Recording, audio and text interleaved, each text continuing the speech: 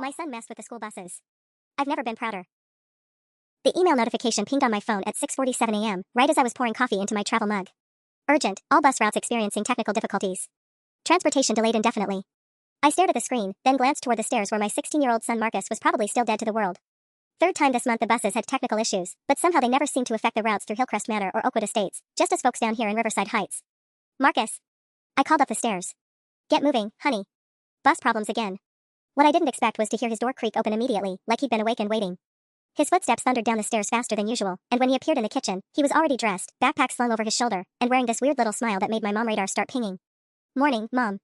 He grabbed a banana from the counter. Crazy about those buses, huh? I narrowed my eyes at him. In my 17 years of motherhood, I'd learned to recognize that particular tone. It was the same one he'd used when he was 7 and had fixed our neighbor Mrs. Peterson's sprinkler system so it would water her roses better. She'd woken up to Old Faithful erupting in her front yard. Marcus. I set down my coffee mug. What did you do? What do you mean? He was practically bouncing on his toes now, that grin spreading wider. I didn't do anything. I mean, technically, I created a small program that integrates with the district's routing software to ensure optimal pickup efficiency based on registered student addresses, but that's not really. English, please. He took a breath, and for the first time since this whole bus nightmare started 3 months ago, I saw genuine excitement in his eyes instead of the frustrated anger that had been living there. Remember how you've been fighting with the school board about the buses skipping our neighborhood? How Mr. Henderson kept saying it wasn't cost-effective to send buses down here for just a few kids? My stomach dropped. Marcus, tell me you didn't hack into the school system. I prefer ethically restructure their algorithmic priorities. He was talking faster now, hands moving as he explained. See, their routing system has this override function that's supposed to ensure no registered student gets left behind, but Henderson's been manually disabling it for certain zip codes. Ours included. So I just wrote a little program that makes it impossible to disable. Every bus has to pick up every registered student before it can complete its route and return to the depot. I stared at him, coffee growing cold in my hands. That's why the buses aren't running. Oh, they're running. His grin turned absolutely wicked. They just can't finish their routes until they come get Jaden, and Aisha, and Tommy Chen, and all the other kids from down here that Henderson decided weren't worth the gas money. The system won't let them. My phone buzzed with another notification. Then another. I could see other parents in the neighborhood checking their phones, confused looks on their faces as they read the same messages I was getting. Marcus, I said slowly, how much trouble are you in? Depends. He shouldered his backpack and headed for the door. How much trouble can you be in for making sure every kid gets to school? 20 minutes later, my phone was ringing nonstop. First call was from Marcus's school. Apparently he'd walked the 4 miles and arrived right on time, whistling. The second was from my supervisor asking why I was late to work. The third was from a number I didn't recognize. Ms. Johnson? This is Patricia Winters from Channel 7 News. We're getting reports of a coordinated transportation crisis affecting multiple school districts, and we understand your neighborhood has been involved in disputes over bus service. I hung up and stared at the phone. Multiple districts? What exactly had my son done? By the time I got to work, 40 minutes late because I had to drop off Mrs. Chen's daughter and 2 other kids whose parents couldn't miss their shifts, there were 6 missed calls from numbers I didn't know and a voicemail from someone claiming to be with the district's IT department. Ma'am, this is Dave Kowalski, Network Administrator for Regional School District 7. We need to speak with you regarding unauthorized access to our transportation management system. Please call us back at your earliest convenience. My hands shook as I dialed Marcus's cell. Hey Mom. How's your morning going? He sounded downright cheerful. Marcus Anthony Johnson, you need to tell me exactly what you did, and you need to tell me right now. Okay. I could hear hallway noise in the background, kids laughing, lockers slamming. Normal school sounds that half the kids in our neighborhood rarely got to hear on time because of the bus situation. So you know how I've been working on that computer science project? The one about systemic inequalities and public resource allocation? The what now? Well, I started mapping the bus routes across not just our district, but all the connected districts in the county. Mom, it's not just us. They're doing this everywhere. Cutting routes through low-income neighborhoods, forcing kids to walk dangerous distances, while sending half-empty buses through subdivisions where every kid has a backup car anyway. I sank into my desk chair, ignoring my coworker Janet's concerned look. How many districts, Marcus? Technically? 17. But I only deployed the fix to 12 of them. The other 5 actually seem to be following their own policies correctly. Deployed the fix. I rubbed my temples. Baby, they're calling this unauthorized access too. Mom, did you know that kids in our neighborhood miss an average of 47 more school days per year than kids in Hillcrest Manor? 47. And 63% of those absences are weather-related because they can't safely walk when it's icy or during thunderstorms. His voice was getting that passionate edge it got when he'd found some injustice to fixate on. Just like when he discovered our neighbor Mr. Williams was being charged twice as much for his diabetes medication as people with better insurance. Where did you get those statistics? I've been tracking attendance data for 8 months. Cross-referenced it with weather patterns, bus route modifications, and demographic information. I've got spreadsheets, Mom. Lots of spreadsheets. Of course he did. My son, who couldn't remember to put his dishes in the dishwasher, had apparently been conducting a county-wide investigation into educational inequality. Marcus, honey, I need you to listen to me very carefully. Don't talk to anyone about this until I get there. Not teachers, not administrators, and definitely not anyone claiming to be from IT or the district office. Can you do that? Sure, but Mom, you should probably check the news at lunch. The line went dead, and I had the sinking feeling that my quiet, tech-obsessed son had just started something way bigger than either of us was prepared for. I didn't make it to lunch break before everything exploded. At 11:23 a.m., Janet practically sprinted to my desk, phone in hand. Girl, you need to see this right now. The Channel 7 News livestream showed aerial footage of what looked like complete chaos. Dozens of yellow school buses lined up outside the regional district office, not moving. The caption read, "Transportation crisis affects 50,000 plus students across TRI County area." Sources tell us that a coordinated cyber attack has paralyzed bus operations across 12 school districts, the reporter was saying. The perpetrator appears to have created some kind of logic bomb that prevents buses from completing their routes unless they follow very specific pickup patterns. My stomach dropped into my shoes. 50,000 students. 12 districts. The scope of what Marcus had done was starting to hit me. The attack appears designed to force districts to service previously skipped neighborhoods, the reporter continued. We're getting reports that buses are being automatically routed through areas that haven't seen regular service in months, while more affluent routes are experiencing significant delays. My phone buzzed with a text from Marcus, "Mom, I think I need to come home." Before I could respond, another text popped up, "Asterisk Principal Martinez wants to see me." So does someone from the district office. And there's a guy here who says he's with the FBI asterisk. FBI? I said it out loud without meaning to. Janet's eyes went wide. What's the FBI got to do with? She looked at me, then at the news footage, then back at me. Oh honey, no. Tell me your boy didn't. My supervisor, Mr. Garcia, appeared at my cubicle. Everything okay, Carmen? You look like you've seen a ghost. I couldn't speak. On the screen, they were showing a map with red dots marking affected districts. Our neighborhood, usually invisible on local news, was highlighted in bright yellow as one of the target areas. We've obtained exclusive footage from inside the regional district offices, the reporter announced. The camera switched to show what looked like complete pandemonium. Phone lines ringing nonstop, people rushing around with printouts, and in the center of it all, a man in an expensive suit gesticulating wildly at a computer screen. I recognized him immediately. Thomas Henderson, Transportation Director. The same man who'd sat across from me at 3 different school board meetings and explained very patiently why transportation resources needed to be allocated efficiently and why it wasn't economically viable to run buses through our neighborhood for just a handful of students. Mr. Henderson, a reporter shoved a microphone in his face. Can you confirm that certain neighborhoods were being deliberately excluded from bus routes? That's completely false, Henderson snapped, loosening his tie. We follow all federal guidelines for transportation equity. This is clearly an act of domestic terrorism designed to. Then why won't your buses move unless they pick up students from previously excluded areas? Henderson's face went red. We're dealing with a sophisticated hacker who has compromised our entire network. The FBI Cybercrimes Unit is already investigating. Cybercrimes Unit. FBI. My 16-year-old son who still asked me to make his dentist appointments. My phone rang, and the caller ID made my blood freeze. Regional School District, main office. Ms. Johnson? This is Superintendent Williams. We need you to come to the district office immediately. Your son is here, and we have some very serious matters to discuss. Is he in trouble? Ma'am, your son has single-handedly shut down transportation for over 50,000 students across 12 districts. 3 different law enforcement agencies are involved. I think trouble might be an understatement. I grabbed my purse, ignoring Mr. Garcia's questions about where I was going. I'll be right there. Ms. Johnson? You might want to bring a lawyer. The line went dead, and I stood in the middle of my office, watching aerial footage of my son's handiwork on Janet's phone. Buses lined up like dominoes, unable to move until they acknowledged that every kid, rich or poor, deserved a ride to school. 50,000 students. 12 districts. And one teenager who'd apparently decided that if the adults wouldn't fix the system, he'd fix it for them. I'd never been more terrified or more proud in my entire life. The drive to the district office felt like the longest 23 minutes of my life. Every red light gave me more time to imagine Marcus in handcuffs, or worse, sitting across from federal agents who saw a smart black teenager and immediately jumped to the worst conclusions. I called my sister Rosa on the way, hands shaking as I tried to explain what was happening. Wait, back up, she'd said. Marcus hacked into what now? 12 school districts, Rosa. The FBI is involved. Our Marcus? The kid who asked me how to talk to girls at Christmas dinner? That's the one. Shit, Carmen. You need David Chin. David Chen was Rosa's ex-boyfriend from law school, corporate attorney, specialized in technology cases. I'd met him twice at family barbecues and remembered him being intimidatingly smart and expensive. I can't afford. I'm calling him now. Don't let Marcus say another word until David gets there. The district office parking lot looked like a crime scene. News vans lined the street, satellite dishes pointed skyward. I counted at least 4 police cars and 2 unmarked sedans that screamed federal agents. My hands were sweating as I walked past reporters shouting questions I pretended not to hear. Inside, the normally quiet administrative building buzzed with controlled chaos. I recognized the woman at the front desk, Mrs. Patterson, who'd been politely dismissive during my previous visits about the bus situation. Ms. Johnson? She looked genuinely sympathetic now. They're waiting for you in conference room B. Conference room B was the big one, usually reserved for school board meetings. Through the glass walls, I could see at least 8 people seated around the massive table. Marcus sat at the far end, looking smaller than usual in his NASA t-shirt, flanked by 2 men in dark suits.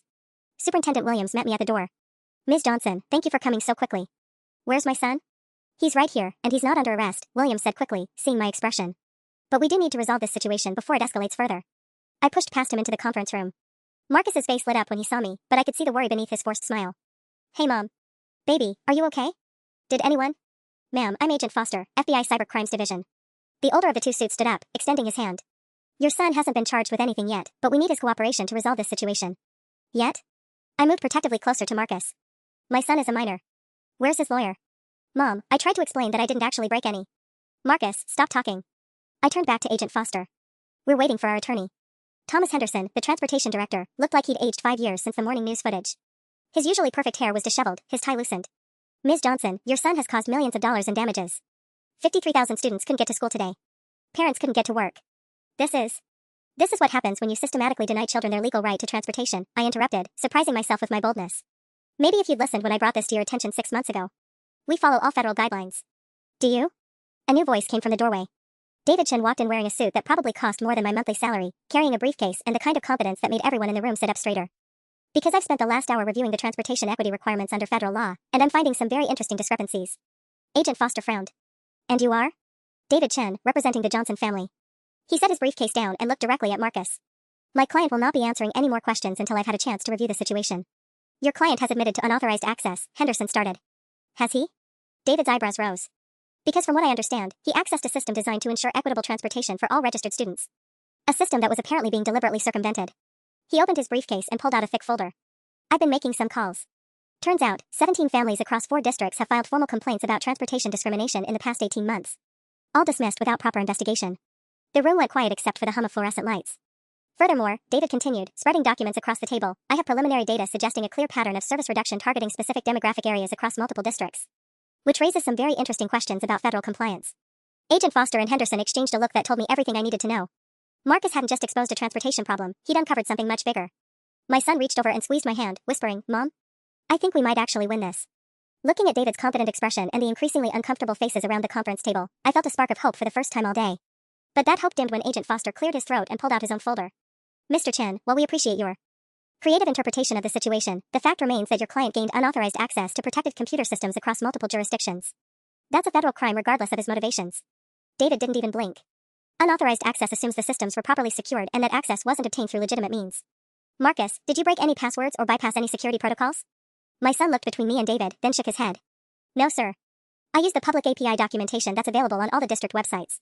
Everything I accessed was supposed to be available to students and parents for route information. You exploited a vulnerability, Henderson interrupted, his face getting red again. You created unauthorized code that enforces your own stated policies, David cut him off smoothly.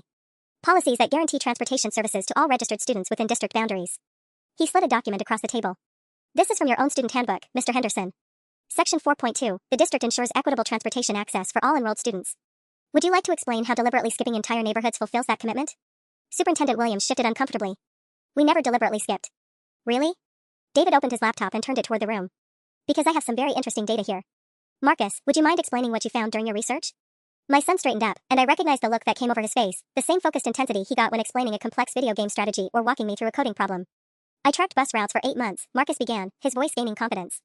Cross-referenced them with student registration data, demographic information, and maintenance schedules. The pattern was pretty clear once you mapped it out. He gestured toward David's laptop screen, which showed a detailed map of the county. Red areas are neighborhoods where routes were temporarily modified due to budget constraints. Blue areas maintained full service throughout the same period. Green areas actually got additional stops added. The correlation was impossible to ignore. Every red zone corresponded to lower-income neighborhoods. Every green zone was in affluent subdivisions. The really interesting part, Marcus continued, warming to his subject, was when I looked at the official justifications for route changes. Budget constraints affected red areas during months when the district reported transportation surpluses. Maintenance issues shut down service to red areas while buses sat unused in depot lots. Agent Foster leaned forward, studying the screen. How did you obtain internal budget and maintenance data? Freedom of Information Act requests, David answered before Marcus could respond. All public record. Marcus has been quite thorough in his documentation. Henderson stood up abruptly, his chair scraping against the floor. This is ridiculous. We're talking about a teenager who hacked into our systems and caused a county-wide crisis, not some civil rights investigation. Actually, Mr. Henderson, Agent Foster said quietly, we might need to talk about both. He was looking at Marcus's data with a very different expression now, less accusatory, more analytical. Son, how many districts showed similar patterns? Marcus glanced at me, then at David, who nodded encouragingly. 11 out of the 17 I analyzed showed statistically significant correlations between route reductions and neighborhood income levels. The probability of that happening randomly is less than 0.003%. Meaning? Meaning someone was making deliberate decisions to cut service to poor kids while maintaining it for wealthy ones. The room fell silent except for the distant sound of protesters outside. I could hear chanting through the windows, apparently word had spread about what was happening. My phone buzzed with a text from Rosa, asterisk turn on channel 7. Now, asterisk. I looked around the room, then pulled out my phone. The news was showing live footage from outside, but the headline made my breath catch, federal investigation launched into transportation discrimination allegations. Agent Foster's phone was ringing. As he answered it, I heard him say, yes sir, we're aware of the civil rights implications. Marcus squeezed my hand again, but this time his whisper carried a note of worry. Mom, I think this just got way bigger than either of us expected. Agent Foster ended his call and looked directly at Marcus with an expression I couldn't read. Son, I need you to answer this very carefully. Did anyone else know what you were planning to do? No, sir, Marcus replied immediately. I worked alone. What about other students? Anyone who might have helped with research, coding, or accessing systems? David held up a hand. Agent Foster, where exactly are you going with this line of questioning? We've just received reports that similar disruptions are occurring in school districts in Ohio, Pennsylvania, and North Carolina. Systems compromised using identical methodologies. Foster's eyes never left Marcus. Either your son is far more sophisticated than we initially believed, or this is part of a coordinated attack. My stomach dropped. Marcus, did you? I didn't do anything in other states. Marcus's voice cracked slightly. I swear, Mom. I only worked on the 12 districts here. Henderson leaned forward, looking almost triumphant. So you admit there could be copycats? Other hackers using your methods? That's not what he said, David interjected sharply, but I could see concern creeping into his expression. Agent Foster's partner, who'd been quietly taking notes, spoke up for the first time. The Ohio incident occurred at 3:47 a.m. Eastern Time, 6 hours before our situation here began. Either we're looking at a coordinated multi-state operation, or someone reverse-engineered your son's work extremely quickly. That's impossible, Marcus said, then stopped, his face going pale. Unless what? I grabbed his arm. Marcus, what aren't you telling us?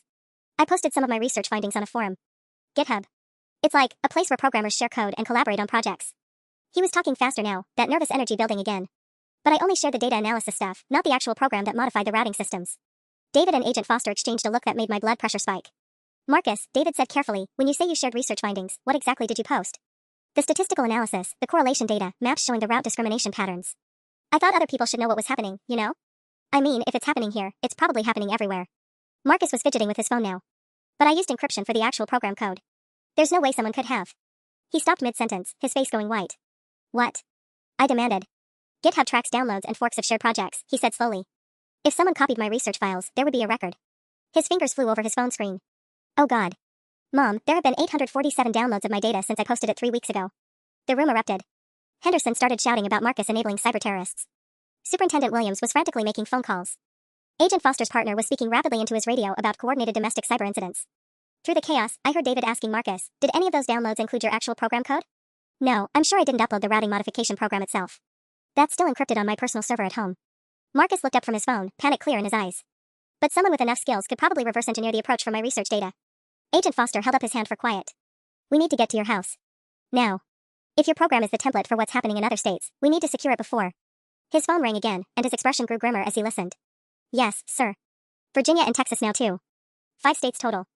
He hung up and looked at Marcus with something that might have been respect mixed with exasperation. Son, what exactly did you create? Before Marcus could answer, a commotion outside drew everyone's attention to the windows. The crowd of protesters had grown significantly, and now they were holding signs reading equal rights for all kids and thank you Marcus. Mrs. Patterson's voice crackled over the intercom. Superintendent Williams, you have reporters requesting comment on the federal civil rights investigation. And the governor's office is on line 3. I looked at my 16-year-old son, who had somehow managed to accidentally spark what appeared to be a nationwide movement while trying to get his neighbor's kids a ride to school. Marcus, I said quietly, I think you broke more than just the bus system. His hands were shaking as he scrolled through his phone, and I could see the exact moment the full scope of what was happening hit him. Mom, Marcus whispered, his voice barely audible above the chaos in the conference room. There are news reports from Seattle now. And Atlanta. Someone in the GitHub comments section posted instructions for adapting my code to different routing systems. Agent Foster was barking orders into his radio while his partner frantically typed on a laptop. David had his own phone pressed to his ear, speaking in rapid legal jargon to someone who was apparently very important based on how many times he said yes sir. Marcus, I said, trying to keep my voice calm even though my heart was racing, show me exactly what you posted online. He pulled up the website on his phone, and I watched as the download counter updated in real time. 853. 854. Every few seconds, another person somewhere in the country was accessing my son's research. The comments section, Agent Foster said sharply, appearing behind us so suddenly I jumped. Pull up the comments. Marcus's face went from pale to gray as he scrolled down. Oh no. Oh no. There were dozens of comments from the past 6 hours. Usernames like CodeWarrior23 and System Justice were posting things like deploying modified version in District 45 now, and Ohio was just the beginning, this needs to go nationwide. Agent Foster, David said, ending his call and rejoining our huddle, I just spoke with the Department of Education's Office for Civil Rights. They're opening formal investigations into transportation equity violations in 17 states based on Marcus's research data. 17 states? Henderson had been eavesdropping from across the room, and now he looked like he might pass out. This is a coordinated attack on public education infrastructure. No, said a new voice from the doorway, this is what happens when you ignore systematic discrimination for years. Everyone turned to see a woman in her 50s wearing a sharp business suit and an expression that could cut glass. She was flanked by 2 younger people carrying tablets and recording equipment. Who the hell are you? Henderson demanded. Rebecca Martinez, Regional Director for the Department of Education's Office for Civil Rights. She walked into the room like she owned it, which I suppose in a way she did. We've been investigating transportation equity complaints in this region for 8 months, but we've made more progress in the last 6 hours thanks to Marcus's data than we had in our entire previous investigation. Marcus sat up straighter. You've been investigating? 17 formal complaints filed since January. All alleging the same pattern your research confirmed: systematic denial of transportation services to low-income neighborhoods while maintaining full service to affluent areas. She looked directly at Henderson, whose face had gone from red to a sickly green color. Would you like to explain why those complaints were all dismissed without proper investigation? We followed standard procedures. Standard procedures don't include telling parents to find alternative arrangements when their children live within mandatory service areas. Martinez opened one of her tablets and began reading. Quote from your email to Mrs. Sarah Williams on March 15th, bus routes must be economically viable, and we cannot justify the expense of serving neighborhoods where ridership is inconsistent. Ridership was inconsistent because you kept canceling the routes, I said, surprised by my own boldness. Kids stopped depending on buses that didn't show up. Martinez nodded. Exactly. Classic pattern of discriminatory service reduction. Create unreliable service, then use low ridership to justify elimination. She turned back to Marcus. Your data didn't just expose local problems, it provided a methodology for identifying systematic discrimination that we're now applying nationwide. Agent Foster's radio crackled with an update. 7 states now. Reports coming in from school districts in Arizona and Colorado. How many students are we talking about total? David asked. Foster listened to his earpiece for a moment, then shook his head in disbelief. Latest estimate is over 200,000 affected students across 38 districts. The room fell silent except for the growing sound of voices outside. Through the window, I could see that the crowd had tripled in size, and now there were news trucks from stations I didn't recognize, some with call signs from other cities. Marcus looked up at me with wide eyes. Mom, what do we do now?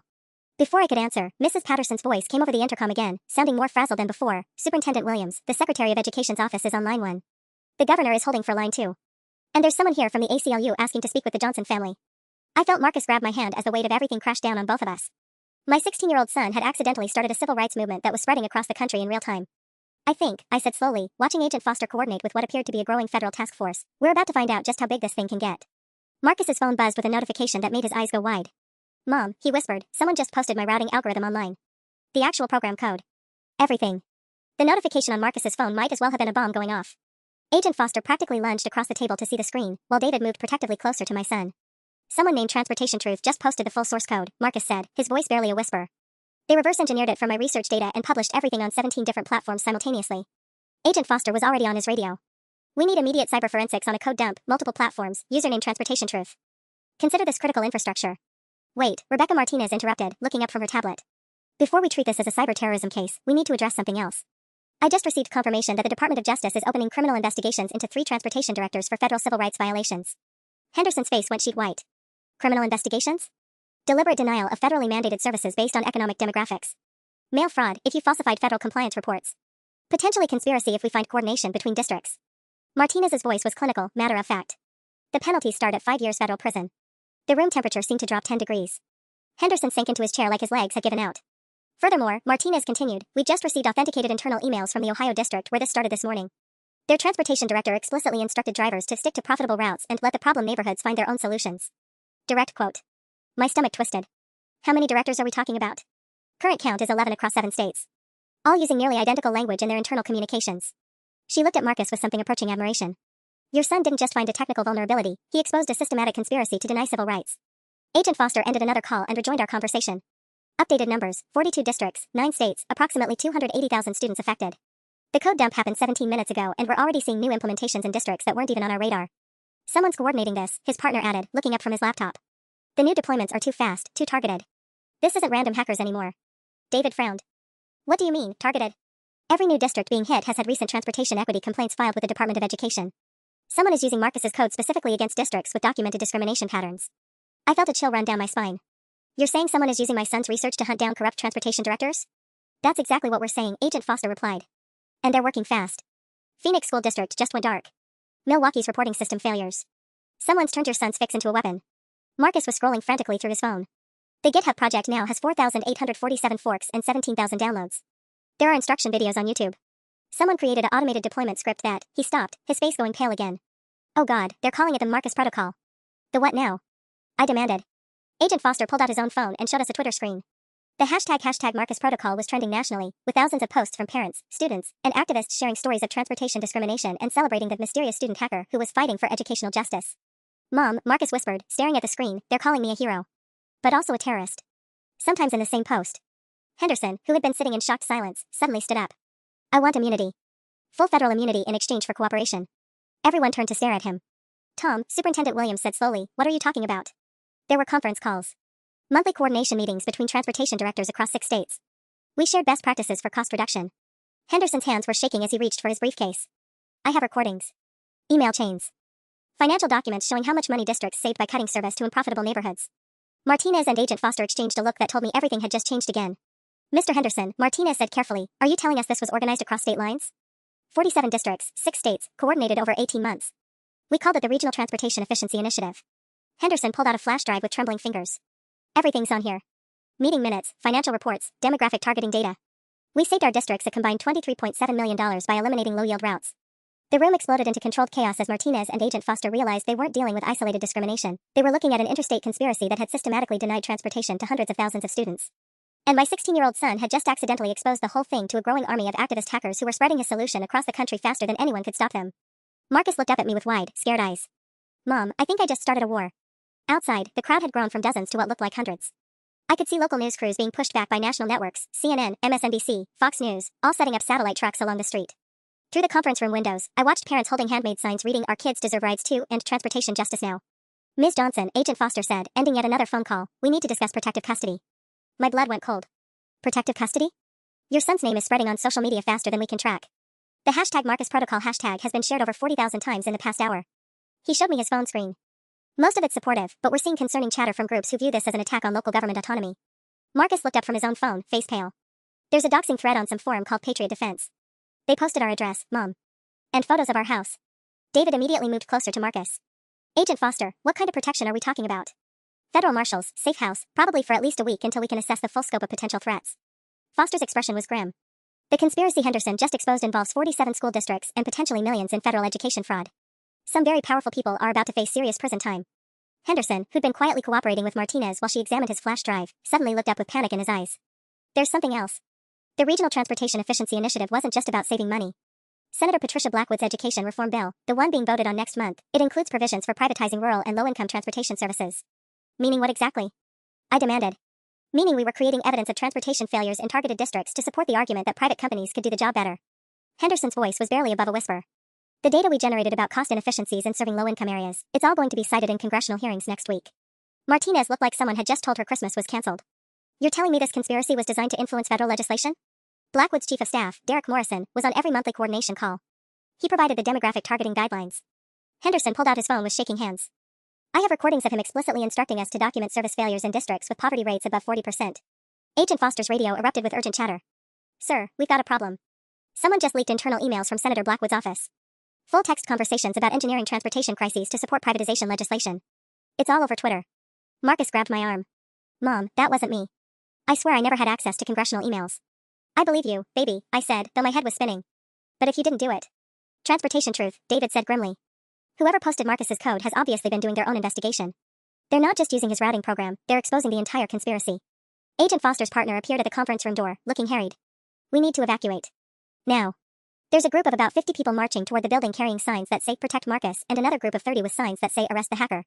Local police are requesting federal assistance to maintain separation. Through the windows, I could see the two crowds converging from opposite directions. One group was mostly parents and students, diverse and energetic.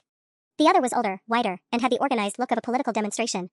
They're going to clash right in front of the building, Martinez observed, gathering her materials. We need to get the Johnson family out of here before this turns into something ugly. Marcus stood up, his jaw set in determination I recognized from when he was little and had made up his mind about something. I want to talk to them. Absolutely not, I said immediately. Mom, these people are fighting because of something I did. The kids who support what I did deserve to hear from me. And the people who think I'm some kind of cyber terrorist, maybe if they understood. Marcus, Agent Foster interrupted, there are credible threats being made against you online. Some of these people aren't interested in understanding anything. But what if I don't hide? What if I explain what really happened, why I did it? Marcus looked around the room at all the adults who were trying to protect him. This whole thing started because transportation directors thought kids from my neighborhood didn't matter. If I hide now, doesn't that just prove them right? Outside, the chanting was getting louder. I could make out competing choruses of justice for students and prosecute the hacker growing closer to each other. David checked his watch. We have maybe 5 minutes before those crowds meet. Whatever we're going to do, we need to decide now. I looked at my son, my brilliant, principled, stubborn son who had accidentally exposed a nationwide conspiracy and sparked a movement that was spiraling far beyond anything any of us could control. Marcus, I said slowly, if we do this, there's no going back. Your life is going to change in ways we can't even imagine. He squeezed my hand, and for a moment I could see the scared 16-year-old beneath all the chaos. But his voice was steady when he replied, Mom, I think it already has. Agent Foster's radio crackled with an update that made everyone in the room freeze. Sir, we've got federal marshals en route, but there's been a development. Someone calling themselves Transportation Truth just released Senator Blackwood's private financial records. Her husband's construction company has been awarded $43 million in federal contracts for building private transportation hubs in the exact districts targeted by the conspiracy. Marcus looked up from his phone, eyes wide. Mom, they're saying the senator was going to make millions by proving public transportation doesn't work, then getting contracts to replace it with private services. This is beyond anything your son could have orchestrated, David said, studying his own phone screen. Transportation Truth has access to congressional banking records, federal contractor databases, and classified correspondence. We're looking at someone with serious government connections. Henderson, who'd been quietly hyperventilating in the corner, suddenly stood up. Morrison. Derek Morrison, Blackwood's chief of staff. He said he had insurance in case the initiative got exposed. I thought he meant legal protection, but he meant he had enough dirt on everyone to burn down the whole operation if necessary. Martinez finished, her expression grim. He's not trying to help Marcus. He's trying to destroy the conspiracy before it destroys him. My stomach dropped as the implications hit me. You're saying this Morrison person is using my son's program to cover his own tracks? More than that, Agent Foster replied, ending another call. We just intercepted communications suggesting Morrison has been planning this data dump for months. He was waiting for the right moment to expose the conspiracy and position himself as a whistleblower rather than a co-conspirator. Marcus grabbed my arm, his voice urgent. Mom, if people think I'm working with some government insider, if they think this was all planned. He didn't need to finish. I could see the fear in his eyes. The crowds outside weren't just arguing about transportation equity anymore. If this looked like a coordinated political attack using a teenager as cover, everything would change. The good news, David said, though his tone suggested the news wasn't actually that good, is that Morrison's revelations are so explosive that they're overshadowing Marcus's role. The bad news is that we're now dealing with a federal corruption scandal involving a sitting U.S. senator, and your son is still the public face of the technology being used to expose it. Agent Foster's partner burst through the door, slightly out of breath. We've got a problem. CNN just broke the story that Transportation Truth is Derek Morrison. He's apparently been documenting everything from inside the senator's office for 8 months, and he just turned himself into the FBI field office in Washington. Turned himself in? Martinez looked confused. Why would he? Because Senator Blackwood just announced she's holding an emergency press conference in 30 minutes to expose the cyber terrorist who hacked our children's school buses with help from a deep state operative. Foster's partner was reading from his phone. She's claiming Morrison was a double agent working with foreign hackers to undermine American education. The room erupted. Henderson started laughing, actual, hysterical laughter. She's going to blame Morrison and the kid for her own conspiracy. That's brilliant. Absolutely brilliant. It's not brilliant, it's terrifying, I snapped. She's about to tell the entire country that my son is working with foreign hackers. Marcus was scrolling frantically through social media. It's already starting. Hashtag foreign Marcus is trending. People are posting theories about Chinese hackers using American students as sleeper agents. Through the windows, I could see the crowd dynamics shifting. The parents and students who'd been supporting Marcus looked confused and uncertain. The counter-protesters were getting more organized, their chants changing from arrest the hacker to investigate foreign interference. We need to move now, Agent Foster declared. Once Blackwood's press conference airs, this building becomes ground zero for a conspiracy theory that's going to make everyone's life dangerous. David was already packing his briefcase. Federal marshals? Already positioning. We'll have Marcus and Carmen in protective custody within the hour. Wait, Marcus said, standing up with that determined expression I'd learned to fear. What if we get ahead of this? What if I hold my own press conference before Senator Blackwood can spin the story? Agent Foster, David, and I all spoke at the same time, absolutely not. But Marcus was already looking toward the windows, toward the crowds of students and parents who gathered to support him. These people came here because they believed I was fighting for their kids. If I disappear now, if I hide while some politician tells lies about me working with foreign governments. Marcus, baby, these people will understand. Will they? He turned to face me, and I could see tears forming in his eyes. Mom, kids in 12 states got to go to school today because of something I built. Hundreds of thousands of students who've been walking miles in dangerous weather finally got bus service. And now some senator wants to turn that into a story about foreign attacks on America? Outside, Senator Blackwood's motorcade was pulling up to the building. Even through the windows, I could see camera crews rushing to position themselves for whatever statement she was about to make. She's coming here, I realized with growing horror. She's going to hold her press conference right outside this building. Marcus looked at Agent Foster with desperate determination. How long do we have before she starts talking? Maybe 10 minutes. Then that's how long I have to tell the truth. My son looked at me with eyes that held more determination than any 16-year-old should have to carry. Mom, I need to do this. Not for the cameras or the politics, for the kids who are going to lose their bus routes if people believe I'm some kind of terrorist. Before I could respond, Mrs. Patterson's voice crackled over the intercom with barely controlled panic. Superintendent Williams, Senator Blackwood is demanding immediate access to the building. She has Capitol Police with her and says she's conducting an emergency investigation. Agent Foster was already coordinating with his team through his earpiece. Negative, we maintain custody of the witnesses until federal marshals arrive. Senator or no senator? Witnesses? Henderson looked up from where he'd been quietly having what appeared to be a nervous breakdown. We're witnesses now? Mr. Henderson, you just confessed to participating in an interstate conspiracy to defraud the federal government of transportation funds, Martinez replied matter-of-factly. You're the star witness in what's about to become the biggest education scandal in 20 years. Through the conference room windows, I watched Senator Blackwood emerge from her black SUV like she was stepping onto a movie set. Perfectly styled blonde hair, navy blue suit that probably cost more than my monthly salary, and the kind of confident smile that made my skin crawl. She was flanked by 4 men in dark suits who looked like they could bench press small cars. She brought her own security team, David observed grimly. That's not normal protocol for a sitting senator. Marcus was watching the scene unfold with the intensity he usually reserved for debugging complex code. Agent Foster, what happens if she tries to arrest me before the federal marshals get here? She can't arrest you. She's not law enforcement. But her Capitol Police can?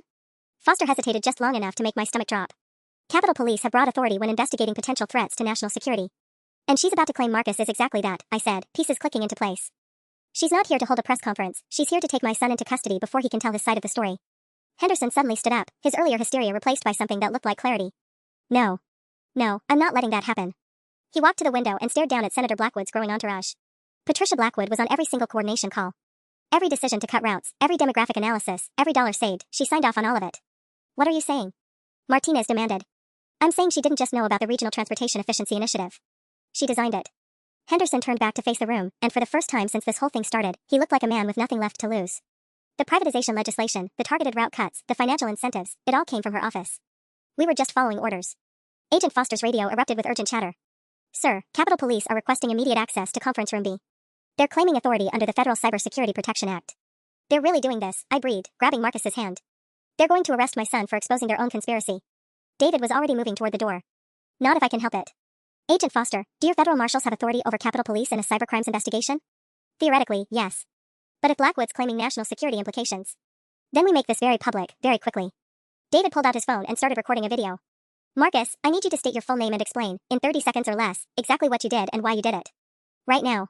Marcus looked at me, seeking permission I didn't want to give but knew I had to. Do it, baby. He took a deep breath, looked directly into David's camera, and began, My name is Marcus Anthony Johnson. I'm 16 years old, and I wrote a computer program to make sure kids in my neighborhood could get rides to school. I never worked with foreign governments, I never tried to attack America's infrastructure, and I never coordinated with anyone in Washington. I just wanted my friends to stop walking 4 miles to school in the snow. The sound of heavy footsteps in the hallway was getting closer.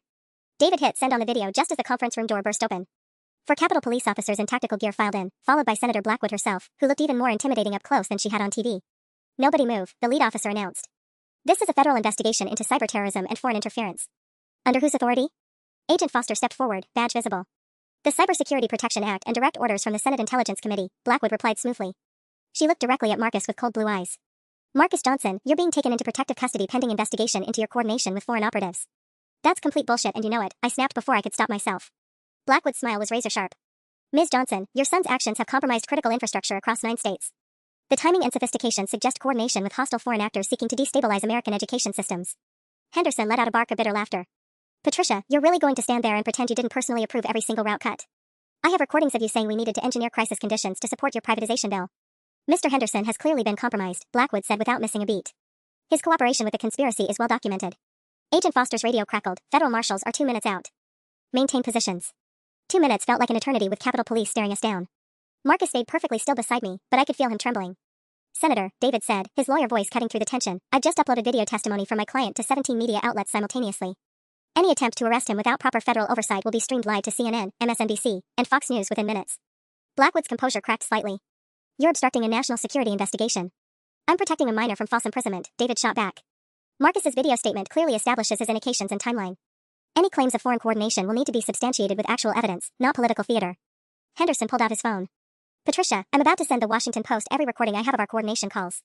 18 months of you directing this entire operation. Unless you walk away right now. Thomas, you're making a serious mistake. The mistake was trusting you in the first place. Henderson's finger hovered over his phone screen. 47 districts, 280,000 kids denied transportation, also you could make millions in private contracts. How do you think that's going to play in the headlines? The sound of vehicles screeching to a halt outside drew everyone's attention to the windows. 3 black SUVs with federal marshal tags were disgorging agents who looked significantly more serious than Capitol Police. Federal marshals have arrived, Agent Foster announced with barely concealed relief. Senator, this investigation now falls under FBI jurisdiction. Marcus suddenly straightened up. Senator Blackwood, I have a question. Everyone turned to stare at him. I wanted to tell him to stay quiet, but something in his expression stopped me. How did you know about the foreign operative angle before the FBI mentioned it? Marcus asked with the innocent curiosity that meant he was about to destroy someone's argument. I mean, if this was really about cybersecurity, wouldn't the investigation start with analyzing my actual code instead of jumping straight to foreign conspiracy theories? Blackwood's face went pale. In the silence that followed, I realized my son had just exposed the fatal flaw in her entire strategy.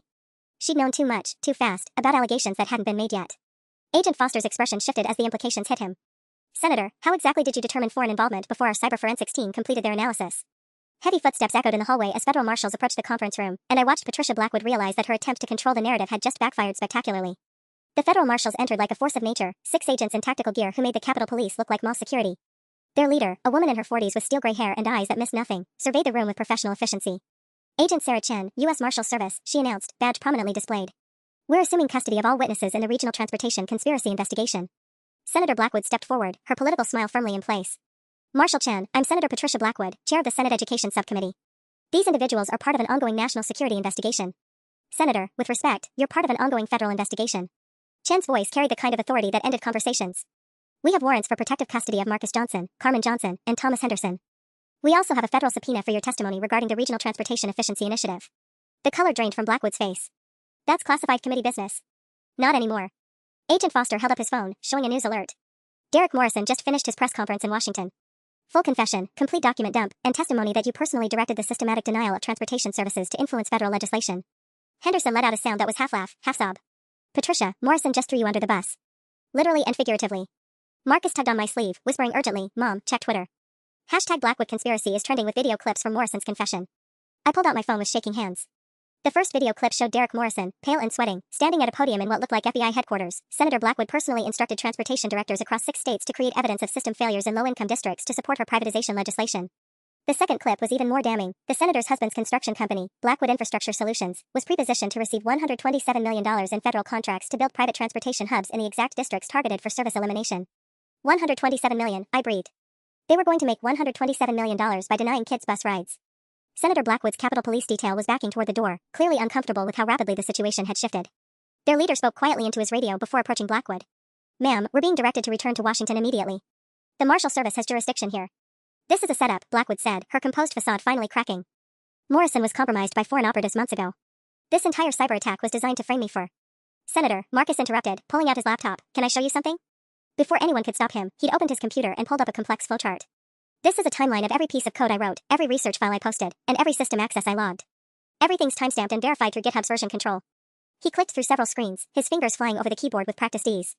Your first public statement about foreign involvement was posted on Twitter at 2:47 p.m. today. But Morrison's confession shows that you didn't receive his warning about the investigation until 3:15 p.m. Agent Chen moved closer to look at the screen. What exactly are you showing us, son? She tweeted about foreign hackers 28 minutes before she supposedly found out that Morrison was leaking documents. The only way she could have known to blame foreign operatives is if she'd already planned to use that defense. The room fell silent except for the clicking of keyboards as multiple law enforcement officers pulled up Senator Blackwood's Twitter feed. Agent Foster whistled low. The timestamp checks out. Senator, how did you know to blame foreign involvement before anyone told you about Morrison's confession? Blackwood's hands were visibly shaking now. My staff conducts regular threat assessments. Your staff, Henderson said bitterly, was getting daily briefings from Morrison about the investigation timeline. You knew this was coming for weeks. My phone buzzed with a text from Rosa, turn on channel 7 now. I grabbed the conference room remote and switched on the wall-mounted TV. The breaking news banner read, federal warrants issued for Senator Blackwood and 3 congressional staff members. The reporter's voice filled the room. In a stunning development, federal prosecutors have announced criminal charges against Senator Patricia Blackwood for conspiracy to defraud the federal government, mail fraud, and violations of federal civil rights law. The charges stem from what prosecutors are calling the largest education corruption scandal in decades. Marcus looked up at me with wide eyes. Mom, does this mean it's over? I think, baby, I said, watching Senator Blackwood being quietly surrounded by federal marshals, it's just getting started. Agent Chen approached us with something that might have been a smile. Mr. and Mrs. Johnson, we're going to need you to come with us. Your son's testimony is going to be crucial in putting some very corrupt people in federal prison. As we prepared to leave, I caught Henderson staring out the window at the crowd below. What are you thinking about? I asked. Those kids, he said quietly.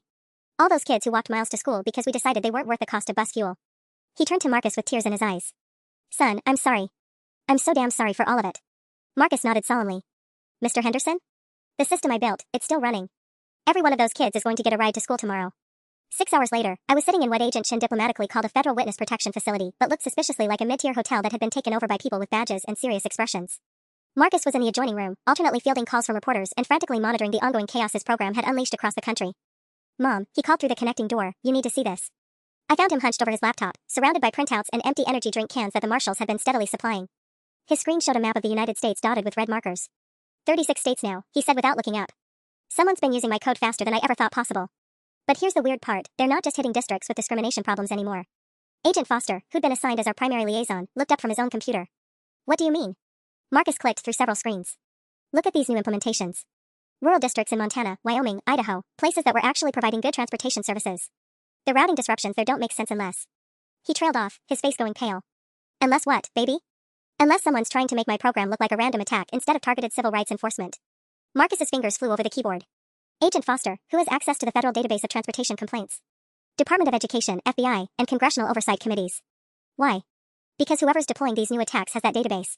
They're specifically avoiding districts with pending civil rights investigations and hitting places with clean records instead. Marcus pulled up a spreadsheet that made my head spin with numbers and timestamps. They're trying to make it look like indiscriminate cyber terrorism. Agent Foster's radio crackled. All units, we have a problem. New York Times is reporting that the Marcus Protocol has been deployed against transportation systems in Canada and the UK. This just went international. My stomach dropped. Canada? Marcus, you didn't. I never touched any systems outside the US. Marcus's voice cracked with stress. Mom, I swear, someone else is using my name to attack foreign countries. Agent Foster was already coordinating with his team. We need cyber forensics on the international deployments immediately. If someone's using Marcus's identity for foreign attacks, this becomes a matter of national security. Before I could process what that meant, Agent Chen appeared in the doorway with an expression that made me want to grab Marcus and run. We've intercepted communications suggesting that Senator Blackwood's arrest has triggered some kind of dead man's switch, she announced grimly. Someone's been waiting for her to be taken into custody, and now they're escalating. Escalating how? I demanded. Power grid disruptions in Ohio and Pennsylvania. Water treatment plant warnings in Arizona. Transportation systems failing in major cities. Chen consulted her tablet. All using variations of Marcus's code signature, all designed to look like the work of the same person. Marcus stood up so fast his chair spun backward. They're framing me for infrastructure attacks? Agent Chen, I wrote a program to route school buses, not shut down power plants. We know that, son.